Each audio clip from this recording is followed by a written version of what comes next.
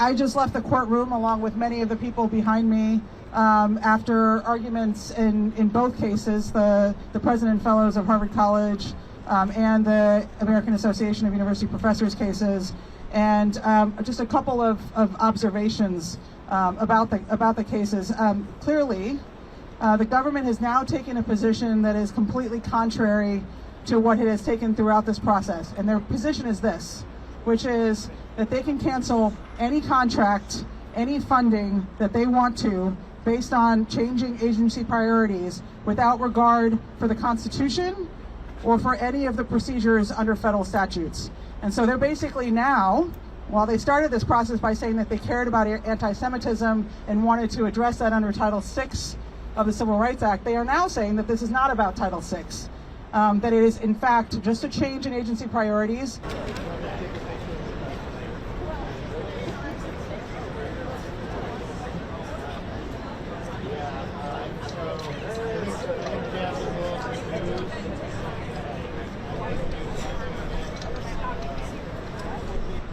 I think we're in times where most of us haven't seen anything like this before. And I will say that I led civil rights enforcement in colleges and universities and schools at the Justice Department. And as was mentioned today, we've never seen anything like this in the history of Title VI and of federal civil rights enforcement, of this kind of termination of federal funding without going through any of the kind of process that one would go through. So I've not seen it in my own practice. We haven't seen it at the Justice Department, and we certainly haven't seen it in a way that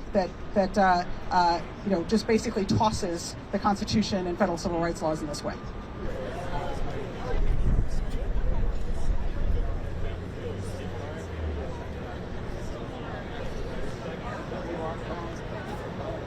And today I'm glad to say that oral arguments in both our lawsuit and Harvard's were heard by Judge Burroughs here in this courthouse.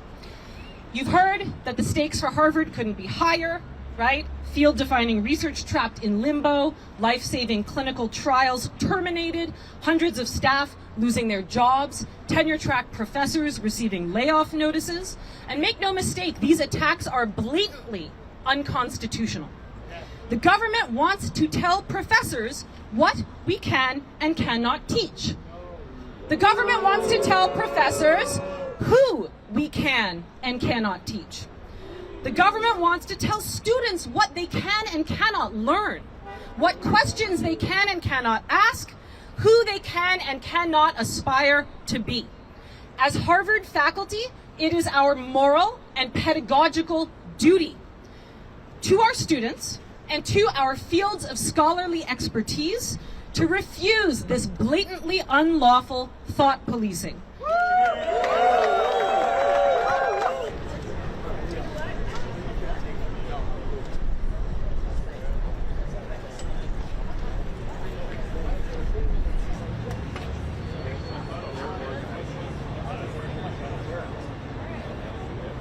Because if the Trump administration can break the country's wealthiest, most powerful university, they will not stop until every school in the United States is brought under their control.